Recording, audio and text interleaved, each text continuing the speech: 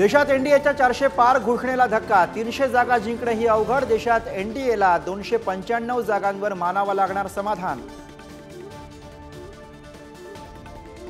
देशात लोकसभा निवडणुकीमध्ये इंडिया आघाडीला मोठं यश। आघाडीच्या 230हून अधिक जागा घेऊन विरोधकांची मोठ मजबूत।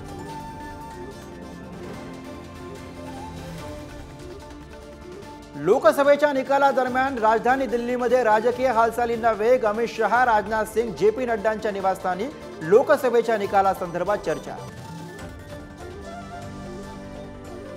निकालानंतर एनडीए आणि इंडिया आघाडीच्या उद्या दिल्लीमध्ये मोठ्या बैठका। तर नैतिकतेतून मोदींनी पंतप्रधान पद सोडावं, राऊत आणि चव्हाणांचा सल्ला।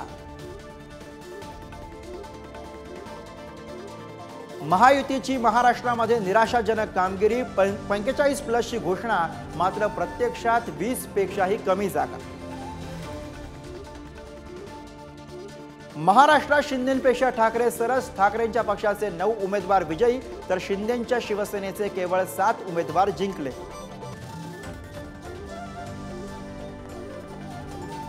अजित पवारांनी साथ सोडूनही शरद पवारांच्या पक्षाची उल्लेखनीय कामगिरी। बारामतीमध्ये सुप्रिया सुळेंना यश, तर सुनेत्रा पवारांच्या पदरी निराशा। अजित पवारांना धक्का। मुंबईकरांचा कौल अखेर ठाकरेंच्या शिवसेनेलाच। मुंबईमधील 6 पैकी 4 जागांवरती ठाकरेंच्या उमेदवारांचा विजय, शिवसैनिकांचा जल्लोष। महाराष्ट्रात अनेक धक्कादायक निकाल। अमरावतीमध्ये नवनीत राणांना धक्का, तर शिंदेंच्या शिवसेनेचे राहुल शेवाळे पराभूत, तर सांगलीमध्ये विशाल पाटील विजयी।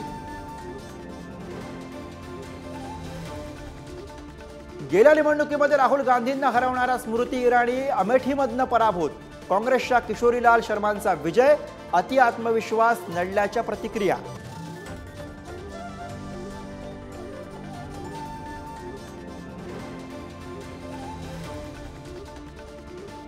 Thank you.